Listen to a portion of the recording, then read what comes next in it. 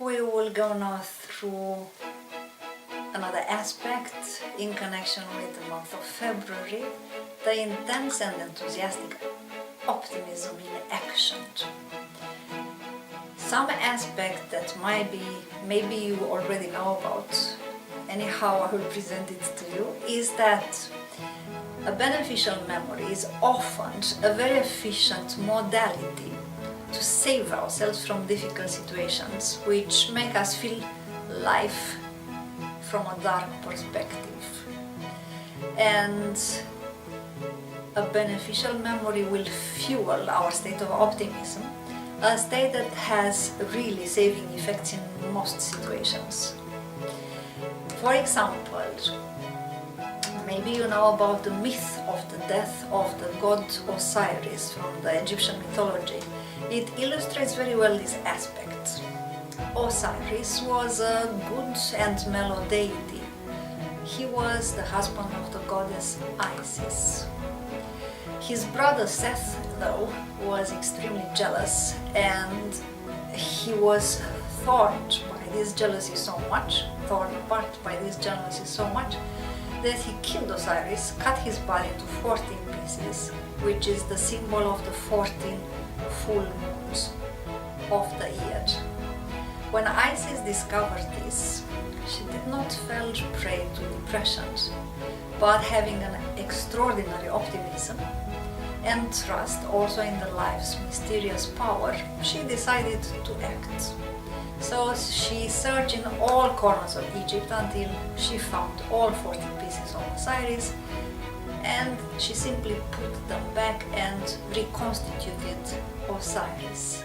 So this is a symbolical story telling us that the love and the trust that we manifest strongly can even give life back to certain aspects in our life. The effects of unhappy moments in our life can diminish a lot our field of consciousness, because this is also the cultural law of resonance. When we are happy, we feel expanded, we feel that we become bigger, that we become lighter, that we feel that we can embrace the whole world. When we are unhappy, we can literally feel how our aura becomes tighter, contracted, tensed. So this is just the physical experience of the field of consciousness diminishing, contracting a lot when we are unhappy. So now it is time to remember that the divine energy of the beginning is always saving the ones who are about to pass through a difficult situation in life. The present moment is the best moment to be optimistic. And this aspect, it sounds easy when you say it, but it's not always easy to apply it practically. So therefore, when we feel that life is a little bit heavy and our state of happiness is not glorious, we can use some very simple means to keep our state of optimism alive. For example, healing herbs that awaken the state of optimism, like for example Melissa officinalis, the leaves, or calamus root, or poplar buds, or sage leaves, basil, acacia flowers, or hawthorn fruits. These are very easy to find in any health shop you will enter, and all these that I just mentioned, they have a strong resonance with the state of optimism. So by eating them, we were eating also, so to speak, this subtle energy of optimism. And because we assimilate this wonderful energy of optimism in our being, it will be much easier for us to be optimistic ourselves and simply to enjoy the present moment, but also to have hope for the future. So if we think in this moment of the story of our life up to now, and remembering all the beneficial contributions we had brought to the people, but also generically speaking to the world, we will notice that when we remember this, which is a beneficial memory, it will give us a higher, a greater self-confidence, but also we will feel like this is nourishing our souls. When troubled times surround us, we can simply make use of these bright, beneficial memories in order to pull ourselves out of the negative state and take some action. The happy memories, they give us the necessary confidence, they give us the strength and the trust that there is the divine source who is always taking care of us. And optimism is a beneficial state which is worth cultivating all the time. And if we do this, it will give us the strength to go on with wisdom and with courage. And we will always be able to enjoy what it is good and what it is wonderful in life. So now we will do a simple holistic technique. Simply, let's make from time to time a list of our beneficial, wise, divine aspirations. Whenever we want to adopt a beneficial behavior, it's much easier to respect it if we write it down. You know you have it now, it's a concrete, it's a physical piece of evidence. And also by projecting a beneficial energy into the future, we grow the possibility to accomplish our beneficial aspirations. And also, another aspect which is quite important, we need to be careful and responsible with what we aspire to attain in the future, because, pay attention with what you wish. At the end of the winter, now in the month of February, we can wait joyfully for the new years to come. And now is the right moment to define our beneficial aspiration, both for ourselves but also for the beloved ones. Why not? We can make a list, we can make a creative collage or a representation, whatever it works best for us, in order to express these beneficial aspirations. And afterwards, we can make another list with similar aspirations for all the people living in this planet, because some of them suffer due to wars, famines, diseases, loss of any kind. So wishing the good for others is as important as wishing something good for ourselves. And we will put this list of beneficial aspiration in a privileged place in our home. And we can put it in an envelope and draw a red border around the edges of the envelope, because red has the vibration of fire, which is the element which can accelerate the achievement of almost any process.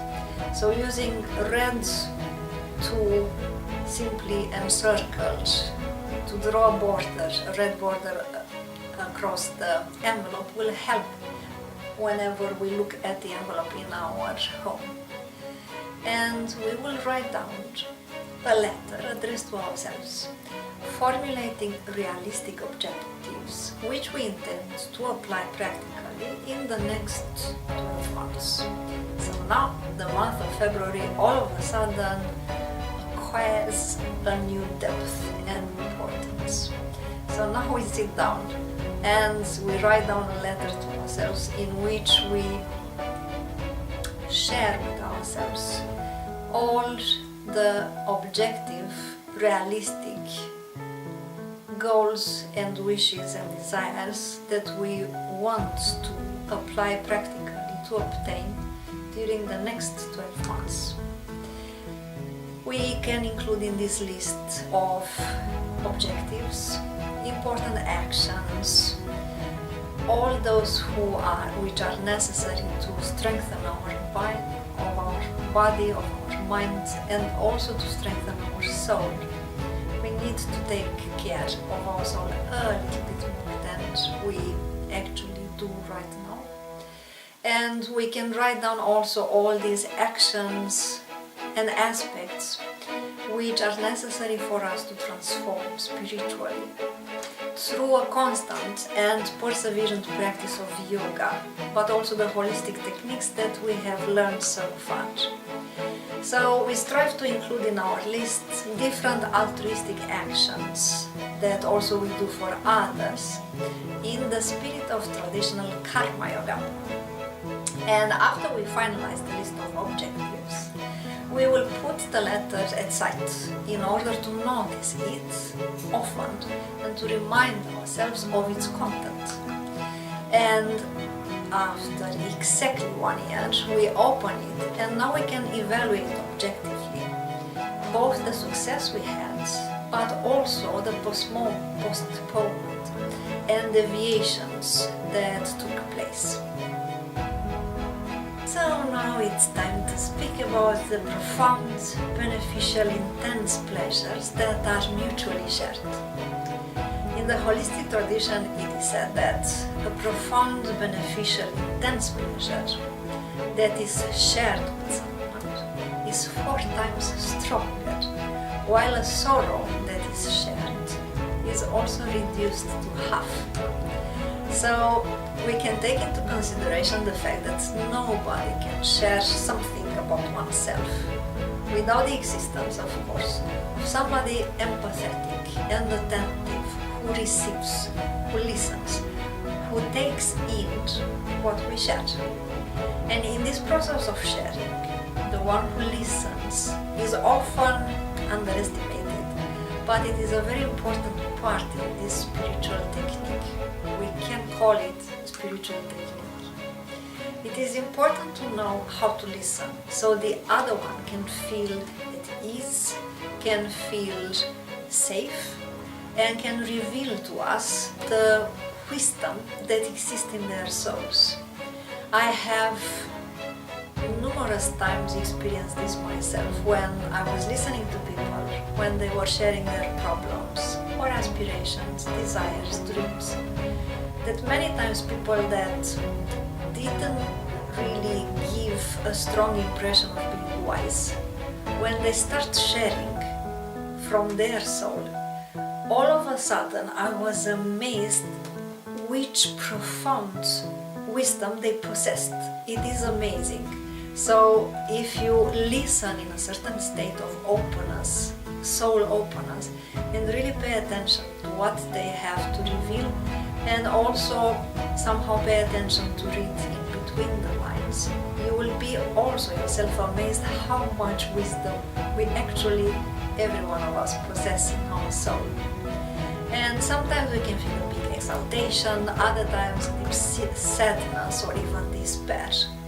But all of this can be alleviated when we know that somebody whom we trust, who is open to listen to us or to share our feelings with, is there for us. And we can do this in an atmosphere of profound affection and empathy. So whenever you have the possibility to share from your soul with somebody your moments of happiness or your moments of sadness, but also anytime you can listen to people, do it from the heart. So be open, listen to them with a lot of empathy, no judgment. So embrace them in your spiritual heart, and you will notice that it has a healing effect both for yourself but also for the one sharing. So this is very simple to do. We have numerous moments and tenses to apply this. You can do this with your family members, with your friends, with your colleagues. The ingredient which is always necessary is empathy and being non-judgmental. So I wish you a magnificent February month.